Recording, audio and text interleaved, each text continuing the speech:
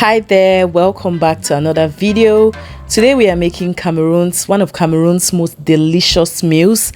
I would say it's very difficult to make. I would say it's one of the most difficult meals to make, not because it has complex ingredients, but because the process is a long process. Let's get into the ingredients we will be needing. So for our ekwang, we need cocoyams. I'll use a mixture of red and white cocoyams. You need your fish, meat, kanda, whatever you prefer. I would be using just dry fish and kanda. You need white pepper and bush pepper. Of course, you need your cocoa leaves. Cocoa leaves are so expensive now. This is a mixture of blended pepper, onion, ginger and garlic. Okay, you also need crayfish. There is no ekwang without crayfish. You need your crayfish, and then the most important, country onion. The flavor that this thing gives to your ekwang is amazing. You also need your red oil. Ensure that you're using good red oil that doesn't have any smell.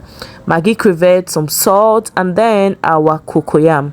So you start by peeling, of course, and washing your cocoyam, and then you go ahead to either grate it, blend it, whatever it is that is your preference. Okay, for me, I like to add a little bit of water before mixing my ekwang, because I am not using just white cocoyam. If you're using just white cocoyam, you might skip the step of adding a little bit of water, but this is the consistency I always like to achieve when making my ekwang.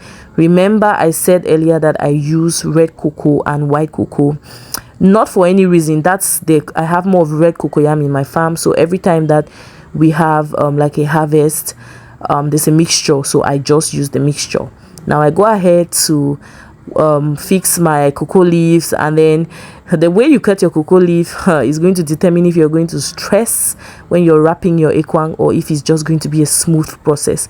So you want to make sure that you're cutting in sizes that you can easily wrap your ekwang the way you want it.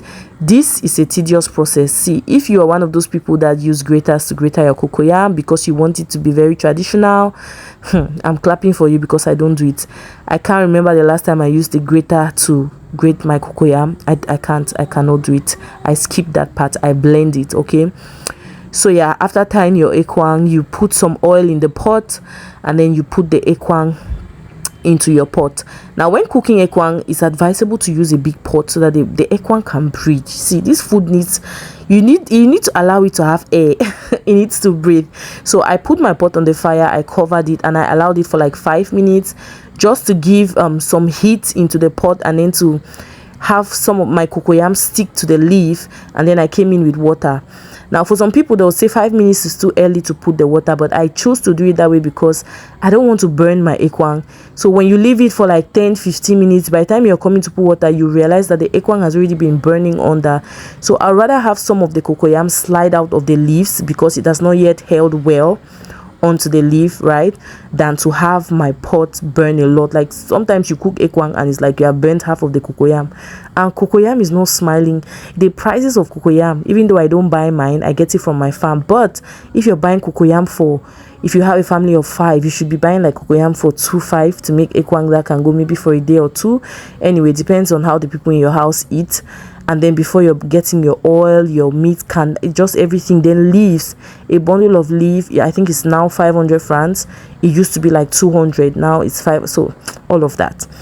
Well, what I'm doing now is I am putting all my dried ingredients in water, and my pot has been boiling, I think, for like 30 minutes.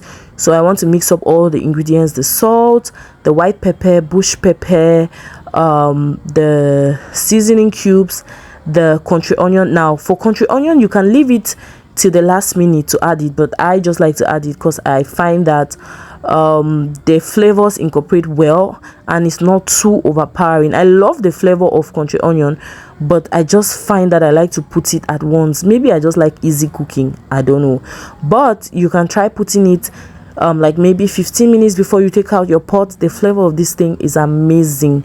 I like to put it early, and when you put it, you know that you are cooking ekwang. So this is me just adding all my ingredients. This pot has been boiling for about 30 minutes. I have added the fish and kanda because they are all raw, so I want them to cook for all the length of time that the ekwang is going to cook. I am adding my oil as well. I would usually leave my pot of ekwang on the fire for like 1 hour 30 minutes to 2 hours, because I don't want to deal with scratching food in my throat. So after that, I just allow it to keep boiling. I come in with my wooden spoon. I shake just to ensure that none is burning under. Okay, and then of course I'm going to taste to know if my salt, my seasoning is okay.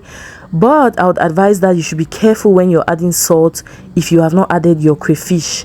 So at this point I remember that, oh, I've not added crayfish, so I did not put in all this seasoning cube. I stopped at this point, and then I got my crayfish. Okay, and that's what I'm doing now. Some people don't like their crayfish this blended. Okay, normally maybe I would blend it a little bit, not this fine, not this smooth, but because I blend my crayfish at once for all the meals that I use crayfish, I just blend it really smooth and I keep in a container. Whenever I want to use it, I put it out. So but yeah, you can go ahead and make yours to not be that smooth. At this point, our ekwang has been boiling for I think like an hour, 30 minutes. My charcoal was almost finishing, so I just left the pot there for like another 15 minutes. I tasted it, I ate it, and then I stayed for like 15 minutes. I didn't get any scratching in my throat. I knew that the ekwang was ready. Bring your plates, let me serve you. Thank you for watching this video. Share this recipe with your friends and your friend's friend. Subscribe to the channel, and I'll see you guys on the next one. Bye.